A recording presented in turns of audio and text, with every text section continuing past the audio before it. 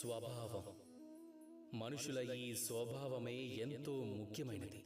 అదే నిర్ధారిస్తుంది ఈ ప్రపంచం తనని ప్రేమిస్తుందా లేక ద్వేషిస్తుందా అని. అలానే అదే నిర్ధారిస్తుంది తన సొంత వాళ్ళు, తన ప్రియమైన వాళ్ళు తనతో పాటు ఉంటారా, తన నుంచి దూరంగా వెళ్ళిపోతారా అని.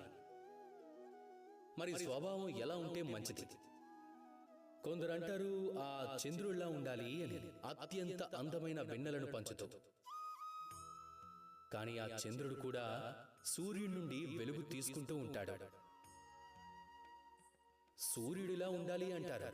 సూర్యుడు కూడా ఉదయించినప్పుడు చాలా శాంతంగా ఉంటాడు. ఆ తర్వాత రోజంతా తాను మండుతూనే ఉంటాడు. అలాగే ఈ ప్రపంచానికి ప్రకాశాన్ని అందిస్తాడు. దానివల్ల ఈ ప్రపంచం తన పనులు తాము చేసుకుంటుంది. ఎప్పుడైతే ఈ సూర్యుడు అస్తమిస్తాడో అప్పుడు కూడా ఎటువంటి కోలాహలమూ ఉండదు.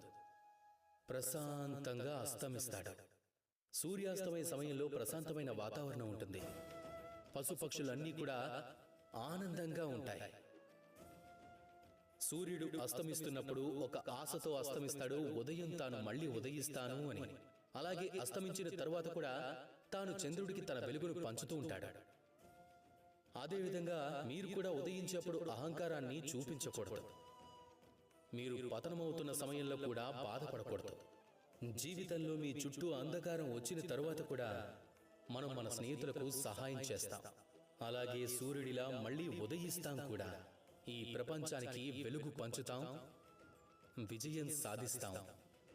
రండి నాతో పాటు ప్రేమగా చెప్పండి, రాధా కృష్ణ.